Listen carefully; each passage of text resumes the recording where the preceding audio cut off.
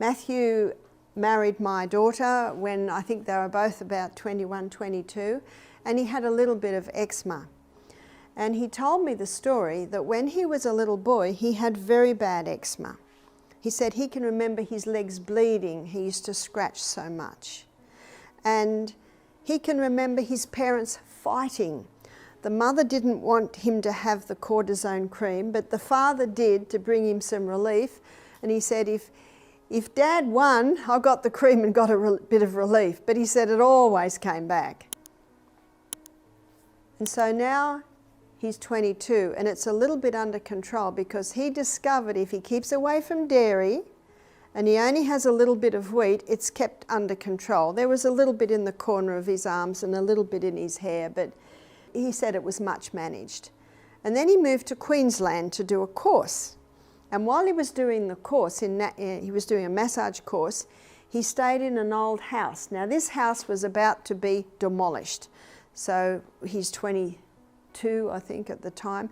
He and another 2 young guys got the house cheap, $10 a week rent, something like that. So for young guys who don't have a lot of money, that was very attractive. So they went into this old house, and unbeknownst to them, there was a lot of mould in the house. There was a lot of big trees over the house, and of course the young guys didn't even think of that. And they were out working all day, so they were just really sleeping there. And Matthew got boxes of bananas cheap. So he was eating, probably half of his diet was just bananas. He said it was just real easy. He'd get bananas and bread for lunch and bananas and cereal for breakfast, and he'd just cook up a heap of veggies at night and have bananas for dessert. They were very proud of themselves that they had this cheap food. But if you know bananas, it's very high in sweet.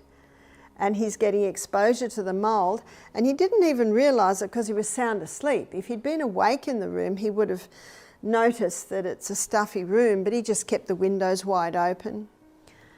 So his eczema flared up, and it flared up very, very badly, worse than it, even since he was a child.